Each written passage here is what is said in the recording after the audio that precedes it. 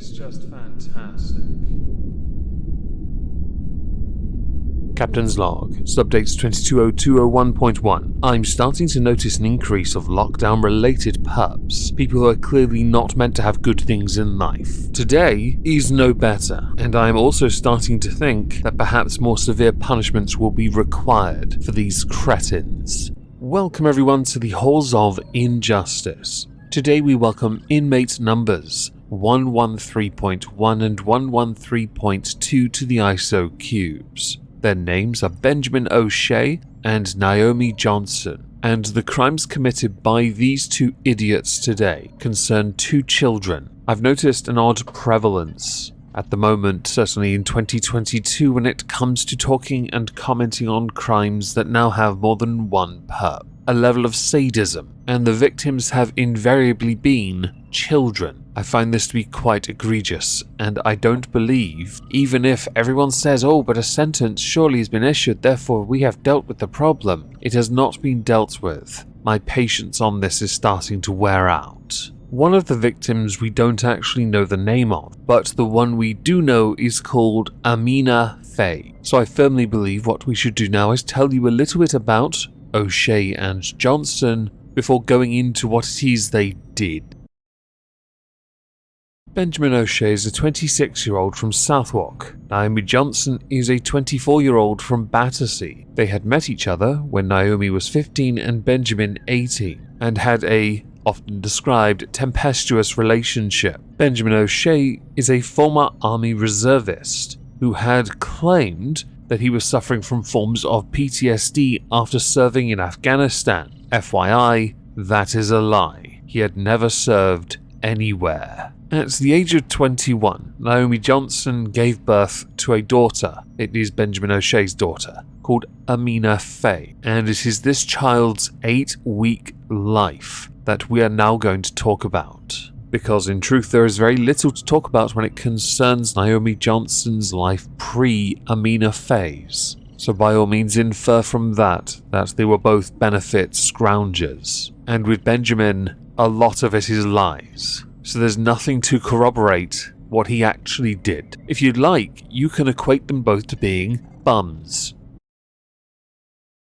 On the 1st of April 2019, Naomi Johnson called the NHS 111 number to indicate that Amina Faye had been coughing blood, with a doctor calling back to tell Benjamin O'Shea that Amina Faye should be taken to hospital. She was not. In a separate incident concerning the other child, Naomi Johnson had admitted via text messages that were found by detectives to having slapping the child multiple times, along with also only giving that child water until dinner, with Benjamin O'Shea in those same messages indicating that he had difficulty keeping his calm after that very child had knocked over a drink in a fast food restaurant. On at least 2 occasions, rib fractures had been sustained on Amina Faye, and limb fractures on at least 7 occasions, with a professor of osteoarticular pathology concluding that due to the constellation of fractures,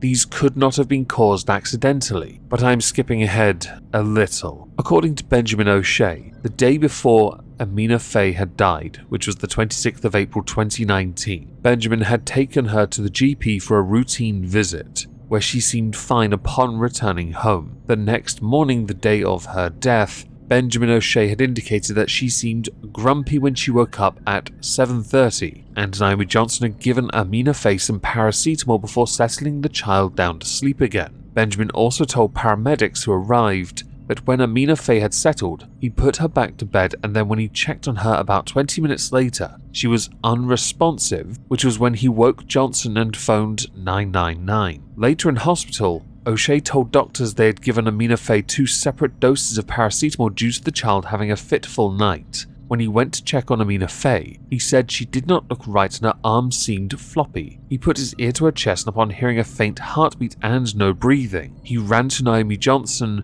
to phone 999 and then commence CPR. When the paramedics arrived, there was nothing they could do to save her. So yes, Amina Faye passed away on the 26th of April 2019. There were, at the time, no observable injuries, and the cause of her death was originally thought to be sudden, unexplained death in infants. But then this is where things start to unravel. During the first regular post-mortem, skeletal x-rays showed a catalogue of injuries the child sustained in 8 weeks of life. She had over 60 fractured bones in her body, 41 identified fractures to her ribs, anteriorly and posteriorly, and 24 limb bone fractures. Radiologists found the multiple fractures were highly indicative that Amina Faye had suffered continued physical abuse. Some of the fractures were relatively recent while others had begun to heal, which suggested that over the course of her 8-week life, she had been subject to multiple episodes of abuse. Because of those findings, a special post-mortem was carried out,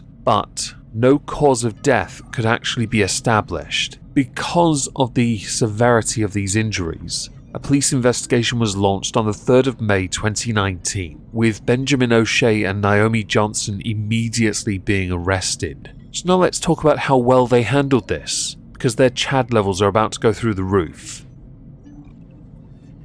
Both Benjamin O'Shea and Naomi Johnson denied harming the child, so the investigation was a tad tricky because they were hardly cooperative. But they had claimed that the cause of death was caused by the paramedics. The couple had then also claimed that their daughter's death could have been the result of inoculations that she had received when they took her to the GP the day before her death. During the investigation, Johnson and O'Shea were steadfast in their refusal to then answer any questions concerning Amina Faye. But when you add up all the injuries that Amina Faye had sustained, and then add one more that cannot be done through CPR via a paramedic or inoculations from a doctor, and you have a pretty damning case against the parents. And that is that Amina Faye's femur had been broken, which sounds like nothing. Oh, a baby's femur, surely it's like a toothpick. Actually no, the femur is one of the most durable bones in the body and requires a considerable amount of force to break. So perhaps now we should address the charges and what happened in court. Because forensic analysis was unable to determine, couple that with the investigation, who actually caused the injuries, both Benjamin O'Shea and Naomi Johnson were charged with causing or allowing a child to suffer serious physical harm and causing or allowing a child to die. There are 2 laws that apply here. One is the Children and Young Persons Act of 1933, where Part 1 is the more applicable, stating that if any person who has attained the age of 16 and has responsibility for any child or young person under that age willfully assaults, ill-treats whether physically or otherwise, neglects, abandons or exposes him or causes or procures him to be assaulted, ill-treated, whether physically or otherwise, neglected, abandoned or exposed in a manner likely to cause him unnecessary suffering or injury to health, whether the suffering or injury is of a physical or psychological nature, that person shall be guilty of an offence and shall be liable, a. on conviction or indictment to a fine or alternatively, or in addition thereto, to imprisonment for any term not exceeding 10 years, b. on summary conviction to a fine not exceeding £400, or alternatively, or in addition thereto, to imprisonment for any term not exceeding 6 months. Both of these are applicable not just to Amina Faye, but also to the unnamed child. If you do want to read the full text, I've left it on the screen. I highly recommend you pause and read the rest, as I have no intention on reading the rest, because I want to move on to the rest of this law and sentencing guidelines when we get to it. During the trial, Benjamin O'Shea's defense tried to portray him as someone suffering from PTSD, and that his vaunted military background and having served in Afghanistan meant that he had aggression issues brought on because of his PTSD, which to him is a mitigating factor. Right at the start of the video I indicated this was a lie. It is. It's self-diagnosed, akin to that of someone looking up WebMD and going, yeah, this is me, I've got that. Prosecutor Emma Smith said that Amina Faye must have endured very significant pain and discomfort amid a toxic atmosphere created in the small Southwark flat where her family lived. There was a disregard for her welfare and steps were not taken to ensure she was safe and well. So how did this all end? It ended with both Naomi Johnson and Benjamin O'Shea being found guilty of all earlier mentioned charges. So with that, we come to sentencing guidelines and the sentence they receive, and my sentence.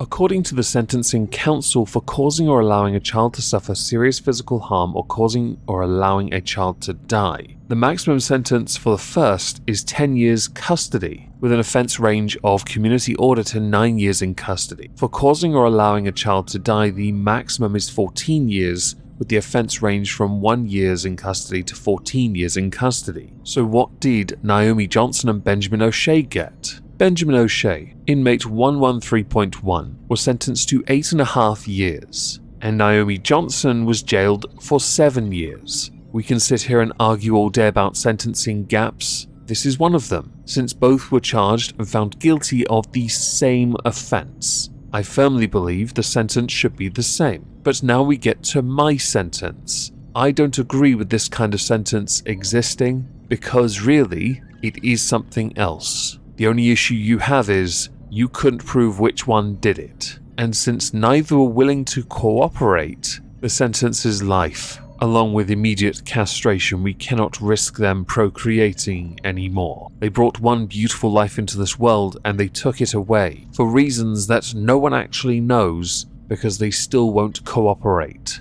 Even if they did cooperate now, I don't believe they should be permitted the right to leave a cell. So as we have done with this, I'd very much like to know what you all think. Please do let me know in the comments down below. Please help drive up the engagement by smashing the like, leaving the obligatory comment, and sharing the video around. Have a fantastic day everyone except for these two idiots, and thank you all very much for listening.